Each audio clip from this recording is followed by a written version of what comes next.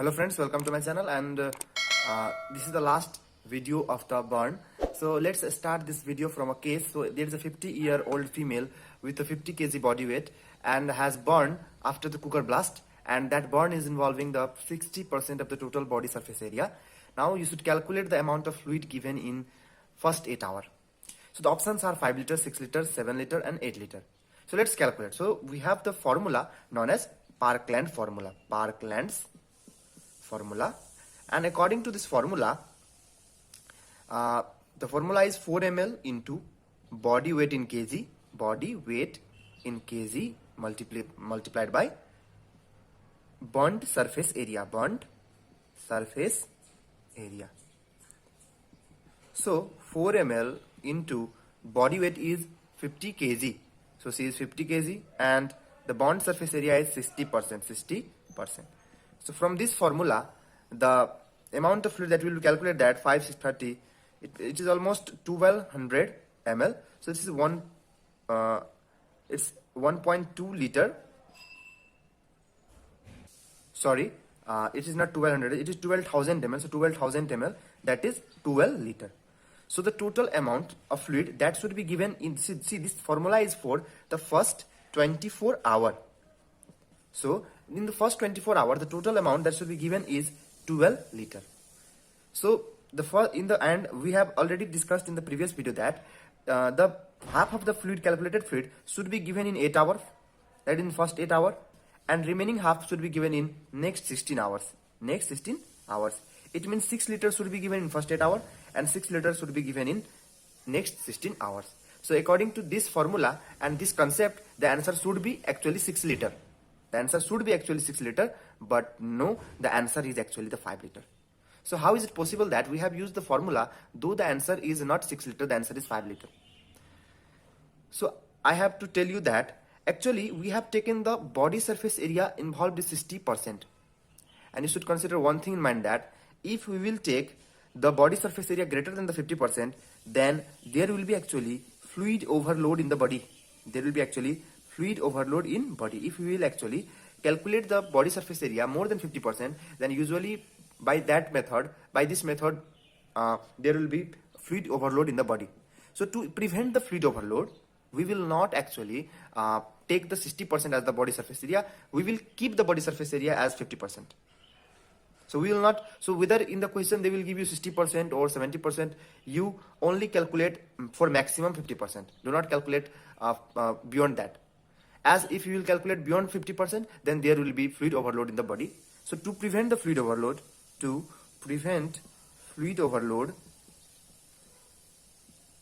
whatever the body surface area is given, if that is beyond 50%, take only 50%. So in this way, the answer will be 10,000 ml. So that is equal to 10 liter. So in the first 8 hours, the fluid that should be given is 5 liter. It is not 6 liter. Okay, that's why the answer is 5 liter. So this was one of the confusing questions. So I discussed this question in first. So now let's discuss the care of the burn wound. So how to take care of a burn wound? So first thing, in any burn, we will actually cool the burn wound. So the first thing is actually cooling of the burn wound.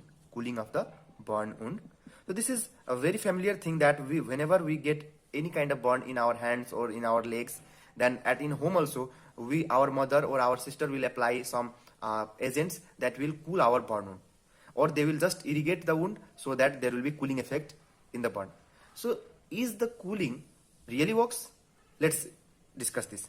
So you should know one thing, that this cooling provides the analgesia. Yes, cooling is actually helpful, as this cooling provides the analgesia. It means it will actually decrease the pain of the burn. And the thing, this cooling will actually delay microvascular damage. It means due to the burn, there can be the microvascular damage. So this cooling will actually delay the microvascular damage. And now it's important to note that what temperature of the water should be used for the cooling. So the best temperature of cooling agent, or we can say that if we are taking water for the cooling, so best temperature of the water should be 15 degrees Celsius. Now, some of you may ask that whether we can use ice or not. Some of you may ask whether to use ice or not. So ice is not good. Ice is not good, and I should write here: do not ever use ice. Do not ever use ice. Why we should not use ice in case of the burn for the cooling purpose? As we know that the ice has a temperature of 0 degrees Celsius. Ice has a temperature of 0 degrees Celsius, and in this temperature, we have already discussed that whenever there is a burn, so at the site of burn, so in the first video I have already discussed there are 3 zones are available. So the first zone is actually zone of coagulation. The second zone was zone of stasis, and the third zone was zone of hyperemia. And I had said you that the zone of coagulation contains the dead tissue. The zone of stasis contains the live and dead tissue in the mixture as well. I mean that there is presence of viable as well as non-viable tissue, and the zone of hyperemia contains only the viable tissue. Now, if you will use ice in the zone of stasis, all viable tissue, it means the live tissue will get converted to non-viable tissue, as they will cause the intense vasoconstriction. As the ice water will ultimately cause intense vasoconstriction, and in the zone of stasis, the viable tissue will get dead or will convert into non-viable tissue. So due to this reason, we should never use the ice in case of burn wound. Yes, but you can use the water of 15 degrees Celsius for the cooling purpose. So now the question is, for what time we should cool the burn wound? So cool the burn wound for at least 10 minutes. So you should cool the burn wound for at least 10 minutes. Now, for what time from the time of burn the cooling is effective? So the cooling is effective up to 1 hour of burn. So if you will cool the burn after 1 hour, the cooling is not effective. So cooling is effective up to 1 hour of burn. So let's discuss the care of burn wound according to the degree of the burn. So in first degree, only cooling is effective. There is no any requirement of treatment. So no treatment is required. Only cooling will cure the problem. In second degree, in the superficial or the partial thickness burn, usually the exposure method is helpful. So what is exposure method? Exposure method means you should apply the antimicrobial agent but without bandage. So you should apply the antimicrobial agent and without bandage. So this method is known as exposure method. That you will not apply dressing over the wound. You will just apply the antimicrobial agent. And in the full thickness, in the third degree burn, usually isarotomy is done. As in the third degree burn, there will be the formation of isar, and if the isar is circumferential over the limb, that will ultimately cause the compartment syndrome. So in that case, you will do the isarotomy, so to prevent the compartment syndrome. And if there is a fourth degree burn or in full thickness burn also, you may require the excision of burn skin and skin grafting, especially to prevent the contracture. As we know that in the third degree and the fourth degree, usually the contracture occurs. So to avoid or to prevent the contracture, burn skin is excised and skin grafting is done. So there are two methods for actually take care of wound. One method is exposure method and one method is closed method.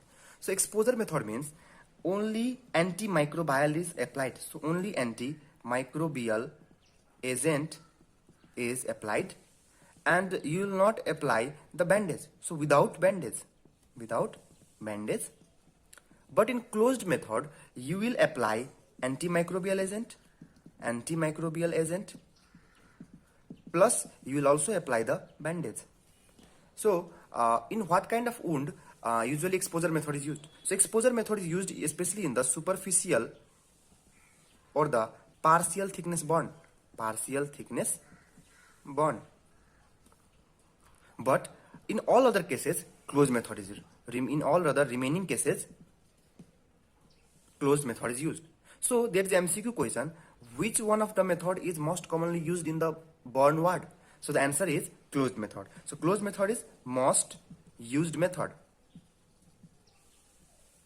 Now, it has one more indication that wherever their closed method cannot be used or difficult to actually difficult to apply the bandage, there the exposure method can be used. So where bandage application is difficult, bandage application is difficult, in that case also we will use the exposure method. Now, especially exposure method is also used in head and face region. So if there is a burn in the head and face, so there you should use exposure method, as a bandage in the head and face is not so much suitable. Now, what are the disadvantages? So, and first of all, I will tell you that how many times it should be applied. So, if the antimicrobial agent should be applied 2 to 3 times per day. So, in every day, this agent should be applied 2 to 3 times per day. And now, in this closed method, you should change the dressing 2 times a day. So, change the dressing, or you can say that we should change the bandage 2 times per day. Now, if you miss to change the dressing 2 times per day, there can be the increased risk of bacterial growth in case of the closed method. So closed method has one drawback, that if you miss to change the dressing, if you will not change the dressing frequently, there can be increased risk of bacterial growth. So as closed method has a drawback that there can be increased risk of infection or growth of bacteria if the dressing is not changed frequently. So in exposure method also it has some drawbacks, that there will be more pain in case of the exposure method. So pain will be more in the exposure method. There will be heat loss, as the exposure method there is no any kind of bandage that will prevent the heat loss. So there will be heat loss in case of exposure method, and there can be cross contamination. So cross contamination means that different kind of bacteria of the environment can actually come to the burn site. So cross contamination occur. So, but in closed method, there will be no pain. So there will be no pain, or we can say there will be decreased pain, or no pain or decreased pain, and there will be no heat loss or decreased heat loss,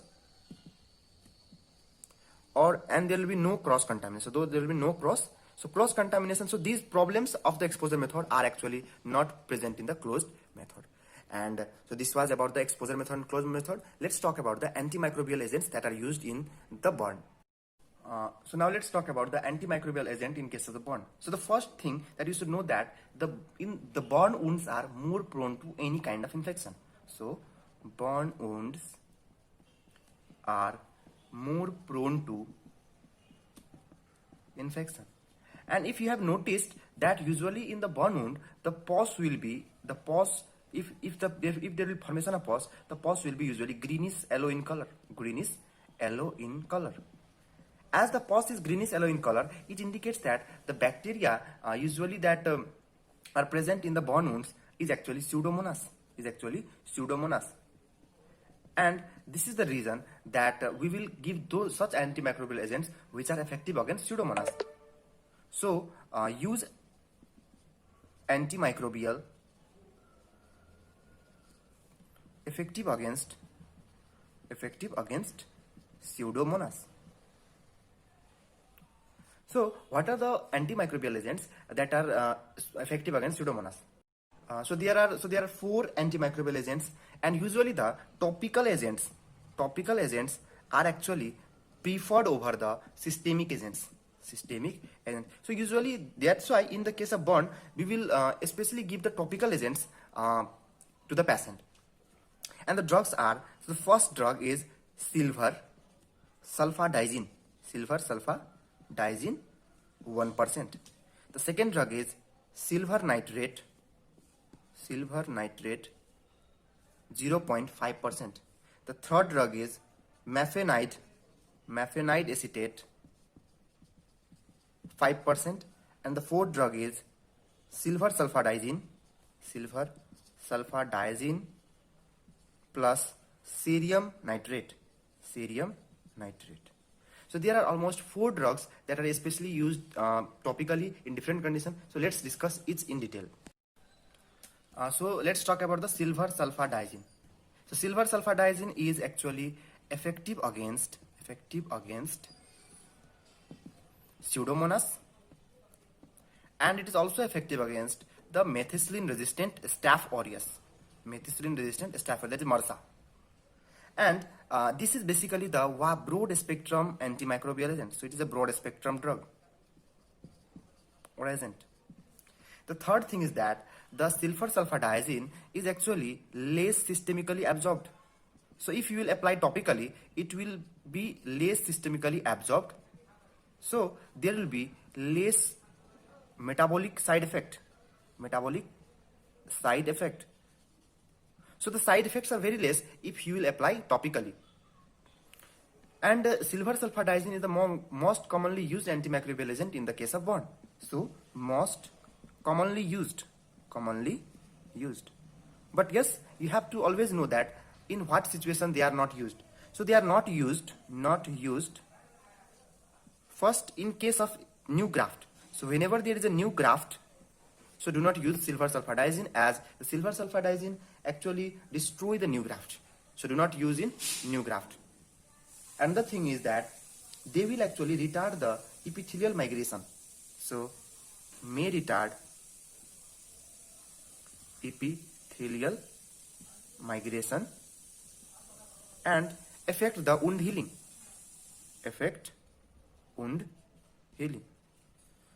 So in some burn, usually in the partial thickness burn, they will actually affect the wound healing. So yes, these are some of the contraindication, but yes, the wound healing, effect, or we can say the delay in wound healing is not so much prominent. That's why it is used. The another drug is silver nitrate. So silver nitrate is basically effective for the Pseudomonas colonization, and if this drug will actually get in communication with any kind of furniture, then that will ultimately cause the black staining of furniture. But yes, this is good for the Pseudomonas colonization. The third drug that we are going to discuss is mafenide acetate. So mafenide acetate is basically very painful to apply. And this drug, why it is so much painful? As this drug penetrate the burn. And goes into the deeper tissues in burn. And they will actually inhibit the carbonic anhydrase enzyme. And as they inhibit the carbonic anhydrase enzyme, they will interfere the renal buffering action. And as they interfere the renal buffering action, they will ultimately cause the metabolic acidosis. So the side effect of this drug is metabolic acidosis. So now the fourth drug that we are going to discuss is silver sulfadiazine plus cerium nitrate. So see, this drug is basically used in the elderly patients. What they will do? So this drug is actually causes induce the hardening effect on burn. So they will actually cause the hardening effect on burn. So they will actually make the burn skin hard. And due to this reason, the cell around the burn will actually provide the cell mediated immunity. So they will boost the cell mediated immunity.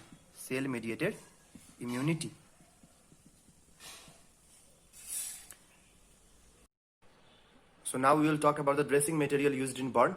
The dressing material that are used in burn are basically the transparent film, the alginate, foam, hydrocolloids, and hydrogel. Each one of the dressing has a different property, and let's study about each dressing in brief. So before going into the discussion of each dressing, first of all, I would like to tell you the properties of ideal dressing material. So the ideal dressing material should contain the following properties, like the dressing material should give the moist environment. So the wound should have the moist environment, and this is basically due to the dressing material. This depends upon the dressing material that is used. And the thing that the dressing material should prevent the bacterial infection. So that material should act as a bacterial barrier, and that should prevent the loss of body fluids and blood protein. And also the dressing material should allow the gas exchange. That is not, it's not that the dressing material should close the entering or exit of any kind of gases. It should protect against the trauma and minor pressures. And yes, it should prevent the particulate transmission like any soil or any dust particles, or it should prevent that kind of contamination. And the dressing material should eliminate the dead space. It means that the dressing material which you are using, that dressing material should actually debride any dead tissue if present, and promote the healing. That should be non-traumatic, and that should be cost effective. And yes, the dressing material also should be easy to use. So easy to use. So these kind of properties ideal dressing material should have. So there are 4 principles for choosing dressing material, and let's study this principle. So first of all, the first principle is if the wound is desiccated. Desiccated means if the wound is dry. Desiccated means dry. So if the wound is dry, it needs to be hydrated. It needs to be hydrated, and this is required usually in the 3rd degree burn. So in the 3rd degree burn, hydration of the wound is required if the wound is dry. Another principle is if a wound has excessive exudates. If a wound has excessive exudate, it means there is so much amount of exudate or edema or pus, then the fluid needs to be absorbed. Then those fluid needs to be absorbed, and this actually needed in 2nd to 3rd degree burn. And if a wound has necrotic tissue or a foreign debris, then either mechanical debridement or autolytic debridements, that the dressing material should itself, or dressing material will debride the tissue or wound. So this is also keep in mind that we should keep in mind in that the dressing material should have this property. Another thing, that the dressing material should provide the antimicrobial property.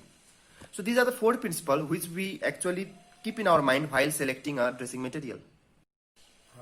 So now let's talk about the alginate. So in this picture you can see the alginate dressing material. So let's see the properties of alginate and what are its indication. So alginates have very absorptive property, that they will absorb the large amount of exudates. So basically those wounds which have high drainage, which are high drainage wounds, that those wounds which have high amount of exudates or pus, for that kind of wounds usually the alginates are used, and they will actually absorb the exudates and fill the dead space there. And the third thing is that they will provide the moist environment. They will provide the moist environment. And as they provide the moist environment, they will also prevent the bacterial infection. They will also prevent the bacterial infection. And another thing is that basically the alginate is made from the calcium and sodium salts of alginic acid. Calcium and sodium salts of alginic acid. What is alginic acid? Alginic acid is basically a seaweed. So these salts, especially when combined with exudate, they form. So when they combine with exudate, they will form the gel. And basically this gel is basically absorbing this exudate, and in this way the alginate works. So it is basically used for the high drainage wound, that is 2nd to 3rd degree burns. That is basically in the 2nd to 3rd degree burn. So now we are going to talk about foam. So you can see in this picture the foam, and it is also a absorptive kind of dressing material. So it has also absorptive property and also used for the high drainage wounds, but it is totally contraindicated in the dry burns where there is no any kind of exudates or very less exudates. So these are contraindicated in that kind of burn, but especially used for the high drainage wounds. And as they are totally contraindicated in dry burns or minimally exudate burns, so they are basically not useful as alginate.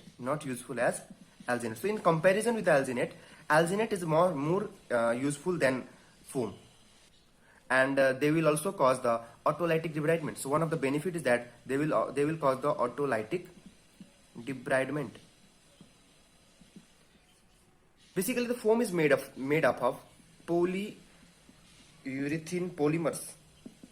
So polyurethane polymers is the basic composition of the foam. So they will also form the gel, and they will actually combine with the exudates, form gel, and in this way they will eliminate the dead space, or they will actually make the wound moist and make the wound free from the exudates. Yes, and in this foam you can add the silver sulfadizine. So silver sulfadiazine can be added to provide the antimicrobial property also. Now we will talk about the hydrocolloids. So hydrocolloids are basically such a kind of dressing material which have hydrophilic self-adhesive gel forming particle. So hydrocolloids have basically hydrophilic self-adhesive gel forming particle. So basically the hydrocolloids will combine with the exudates or the fluid present over the wound, and they will form the gel after combining with its particle. So these are basically absorptive type of dressing material. So like the alginates and like the foam, these are also absorptive kind of dressing material. But the main thing is that the alginate and the foam were used in the high drainage wounds, but this will be used in the minimally drainage wound. So this is not used in the high drainage wounds. Remember, this is used in the minimal drainage wound. So minimally drainage wound. So what is the reason? That it is also absorptive. It has also absorptive kind of property, but it is only used in minimally drainage wound, that those wound which produce a little exudates. So they are used in these hydrocolloids are used in that kind of wound only. The reason behind is that hydrocolloid has a special property known as adherent property.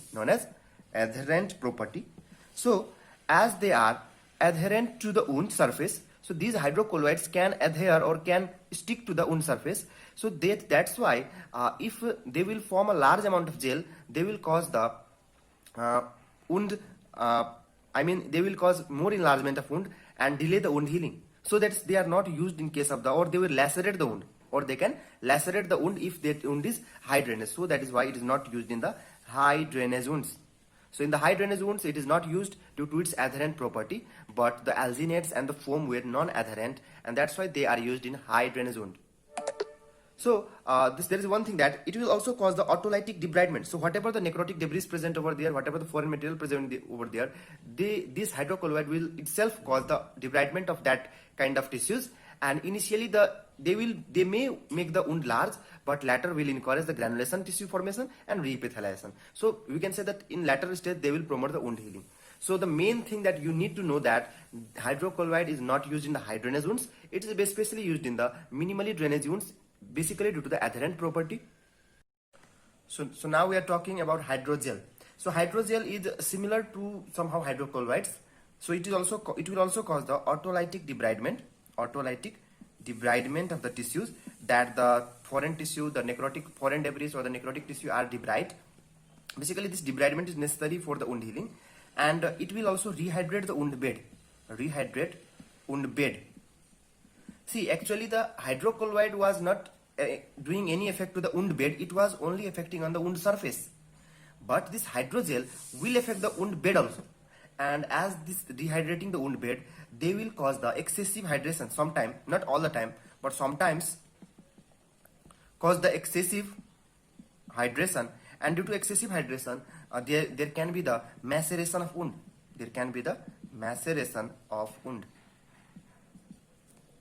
So this is the thing that you need to know, that hydrogel is can cause the maceration of wound. So now let's talk about the chemical burn. So if you have burn due to the any kind of chemicals, like any acid or base or any kind of chemical. So if you have chemical burn, so what is the management? So let's talk about the management of the chemical burn. So basically the management is the copious irrigation, that you have to irrigate the wound as soon as the possible. Irrigate the wound means just supply the water over the wound, and especially irrigate the wound for 20 minutes. And irrigation can be used by the water. I have already said you by water, or if present there you can use also normal saline also. So water or normal saline. Now when at some chemical, in only some chemical the water is not used. So what is the exception? So exception to water. So exception to water is present especially in case of the elemental metals.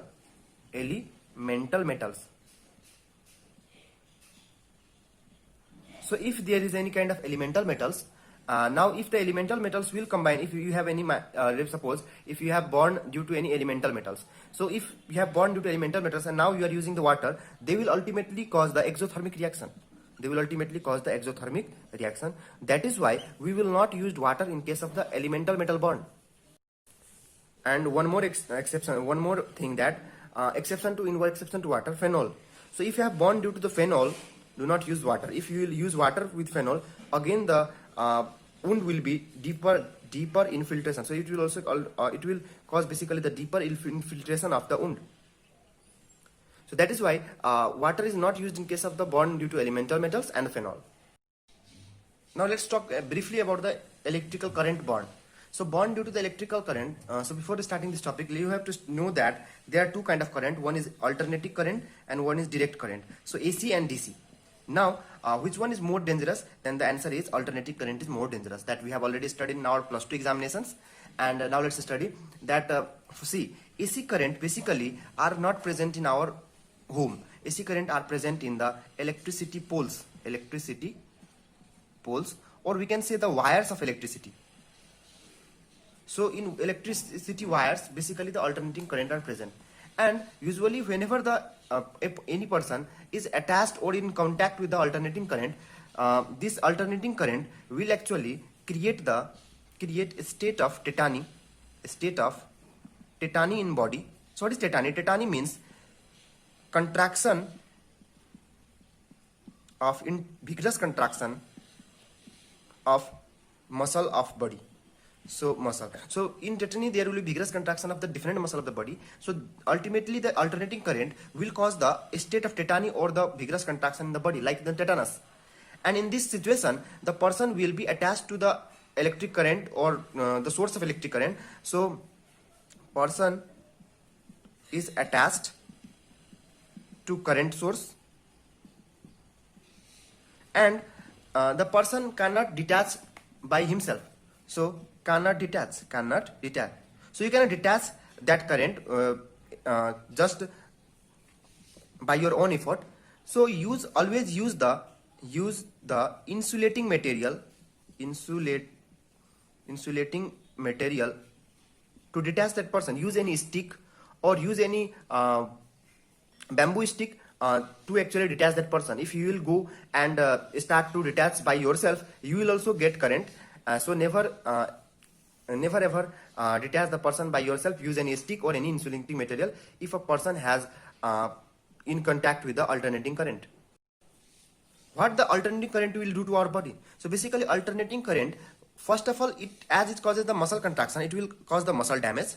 So one thing is that it will cause the muscle damage, and the second thing is that it will interfere the heart pacing.